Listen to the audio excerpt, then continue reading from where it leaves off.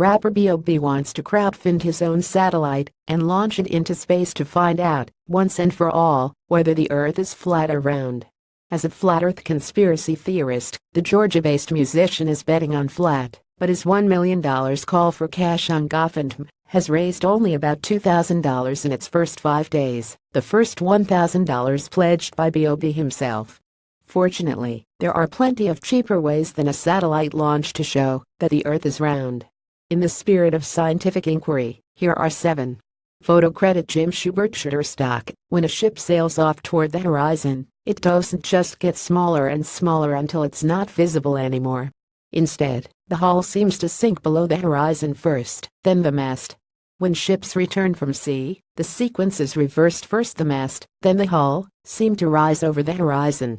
The ship and/or an observation is so self-evident that 1881's Static Astronomy, the first modern flat Earth text, devotes a chapter to debunking it. The explanation relies on assuming that the sequential disappearance is simply an illusion brought on by perspective. This debunking does not make much sense, however, as there's nothing about perspective which just says that things are smaller over longer distances that should make the bottom of an object disappear before the top. If you'd like to prove to yourself that perspective isn't the reason for boats disappearing hull first and returning mast first, bring a telescope or binoculars on your trip to the harbor. Even with vision enhancement, the ship will still dip below the curve of the Earth.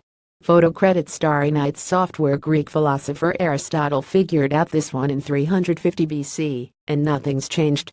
Different constellations are visible from different latitudes. Probably the 2 most striking examples are the Big Dipper and the Southern Cross. The Big Dipper, a set of 7 stars that looks like a ladle, is always visible at latitudes of 41 degrees north or higher. Below 25 degrees south, you can't see it at all. And in northern Australia, just north of that latitude, the Big Dipper just barely squeaks above the horizon. Meanwhile, in the southern hemisphere, there's the Southern Cross, a bright 4-star arrangement. That constellation isn't visible until you travel as far south as the Florida Keys in the northern hemisphere.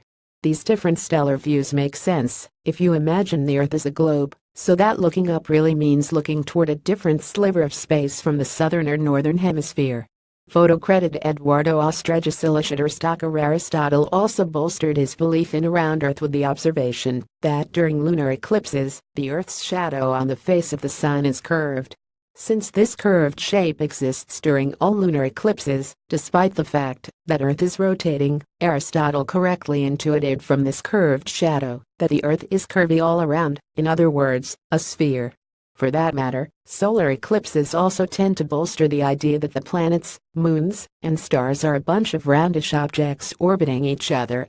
If the Earth is a disk, and the stars and planets a bunch of small nearby objects hovering in a dome above the surface, as many flat earthers believe, the total solar eclipse that crossed North America in August 2017 becomes very difficult to explain. Photo credit Dmitry Galaganov Shutterstock.